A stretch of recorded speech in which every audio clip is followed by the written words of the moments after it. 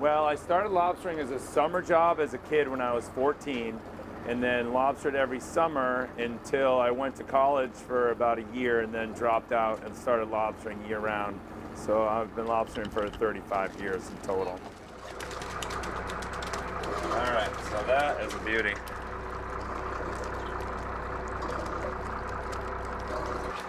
So every lobster has to be at least 3¼ inches to keep it across his back. So what we do is we hook this right behind the lobster's eye, the back corner of his eye socket, and then we watch carefully to see where this point touches. If that lands on the lobster's back, he's big enough. If it touches beneath the back, he's too short, and you can see that one easily touches on the back. This one we can keep. Every time we get a keeper lobster, we have to check the sex.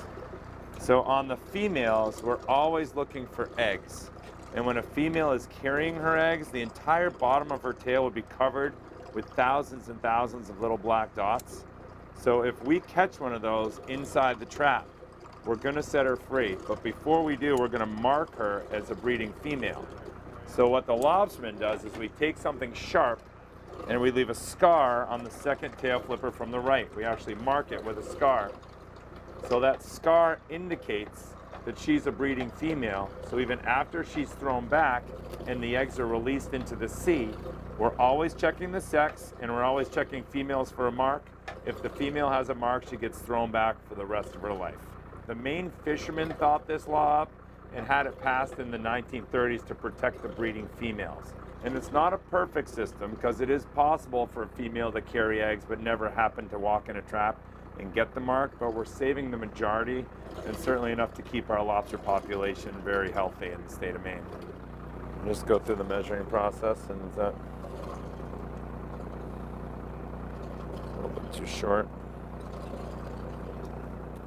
So you can imagine that once we mark a female, she's going to get thrown back from the trap year after year after year. So eventually, we have a lot of very large breeding females in our population.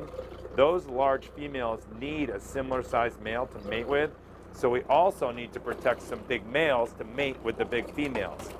So we've already used the short side of the measure of 3¼ inches, but the back of the measure is 5 inches. And that's a maximum size limit. In the state of Maine, you can't keep a lobster that's over 5 inches on the carapace. So that guarantees that we preserve some big males to keep mating with the big females that we've saved by notching their tails.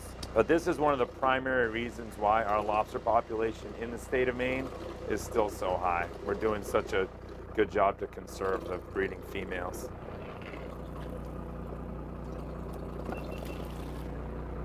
I really enjoy doing it. It's a lot of hard work, but I think the reward can be there. And every year is different. I mean, some years you catch a lot of lobsters, some years you don't. So you can never really rely on the income entirely, but you just work as hard as you can and then let the chips fall where they may.